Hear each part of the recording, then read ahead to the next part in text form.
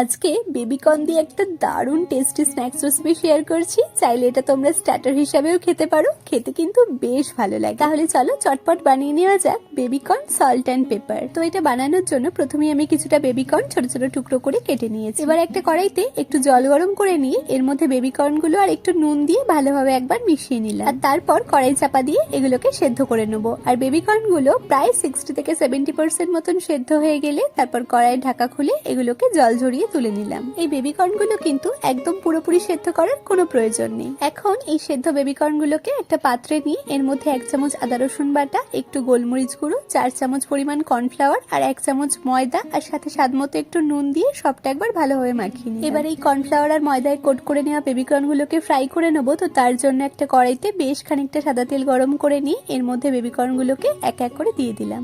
এখন মিডিয়াম ফ্লেমে নেড়ে চেড়ে ওই 4 থেকে 5 মিনিট মতন সময় নিয়ে এগুলোকে বেশ ক্রিস্পি করে ভেজে তেল থেকে তুলে নিলাম।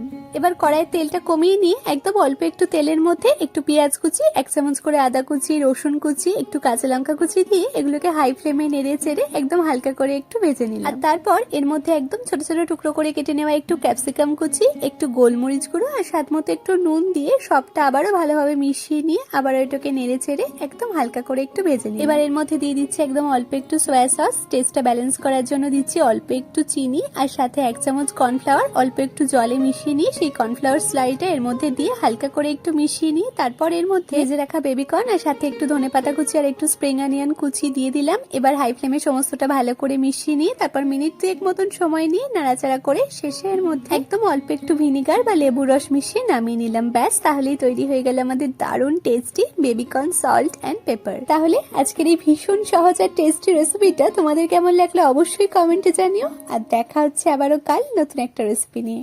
টাটা।